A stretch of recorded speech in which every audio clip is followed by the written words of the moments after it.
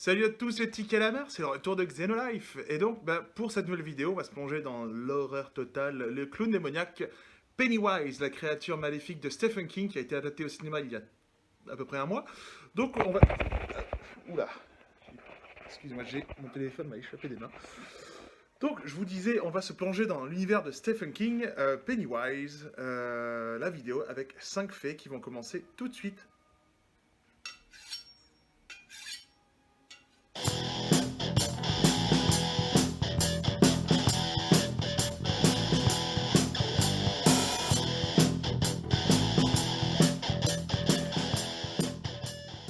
Chose promis, chose due, un épisode sur ça débaroule sur Xenolife et on commence avec le fait numéro un. Eh bien, les origines plutôt réelles et totalement sinistres de Pennywise. Alors, il faut savoir que pour Pennywise, dans le cadre des adaptations téléfilms et cinématographiques, il a des origines qui viennent du bestiaire des serial killers américains. En effet, le tueur en série John Gacy, qui avait la vilaine habitude de violer et d'assassiner des adolescents, eh bien, il affectionnait le fait de se déguiser en clown pendant son temps libre dans le but d'approcher les enfants, justement.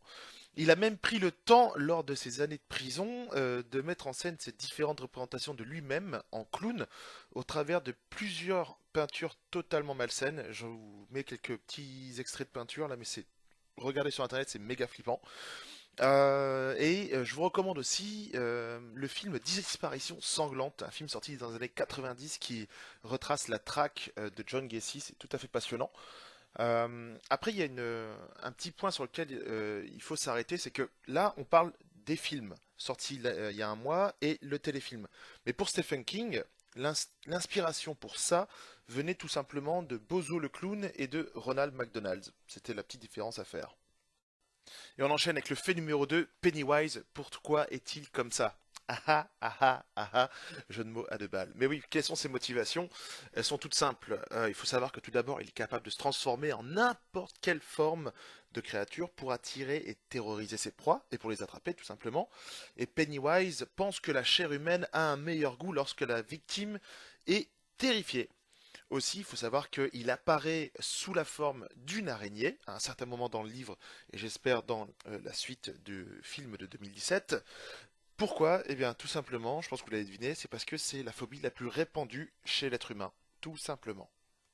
Et on retourne sur Terre avec le fait numéro 3, puisque à la base, lors de la pré-production du téléfilm des années 90, Pennywise aurait dû être interprété par Mr. Alice Cooper, le célèbre chanteur de hard rock. Mais ça ne s'est pas fait, ce qui est bien dommage et on ne sait pas pourquoi. C'est vraiment dommage parce que Alice Cooper aurait été parfait dans le rôle de ça. Si vous connaissez un petit peu Alice Cooper, vous savez son goût prononcé pour les mises en scène macabres, l'univers un peu gore, burlesque, très sanglant, avec des serpents, des monstres, etc. Son goût pour le maquillage aussi, le truc très creepy. Et si vous ne connaissez pas Alice Cooper, je vous recommande l'album Welcome to My Nightmares, sorti en 1975, un vrai bijou. Et pour le fait numéro 4, on va se replonger dans les origines de Pennywise, puisque Pennywise n'est pas de notre planète, puisqu'il a des origines spatiales. En effet, il se serait écrasé sur notre planète il y a ça des milliers d'années, à l'endroit où se serait bâtie la ville de Derry. Et il aurait commencé ses carnages en 1715, juste avant.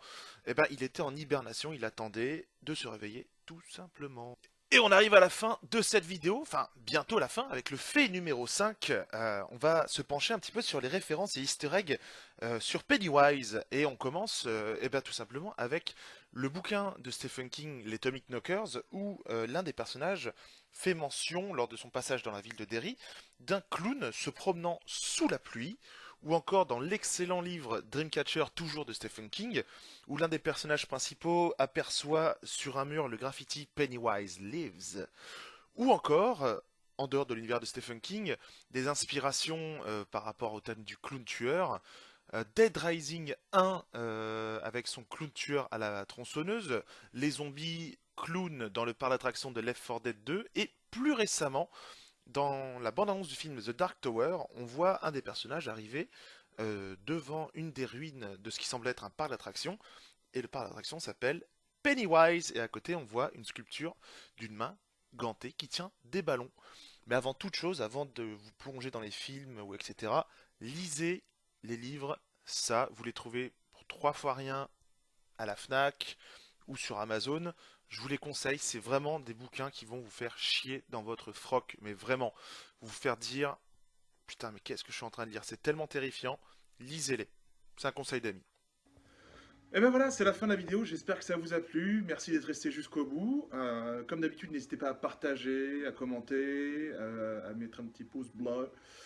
Vous êtes de plus en plus nombreux sur la chaîne, ce qui est vraiment méga cool, on approche les 2800. Et puis bah, n'hésitez pas aussi à me dire ce que vous avez pensé du film Ça. Moi j'ai pas du tout aimé, mais on en discutera pardon, dans les commentaires. Et puis voilà, et puis bah nous on va se prendre une petite tasse de thé, hein? Tu peux me mélanger mon lait et mon sucre, s'il te plaît? Avec une cuillère, s'il te plaît. Ouais, c'est pas évident. Bon allez, gardez la pêche.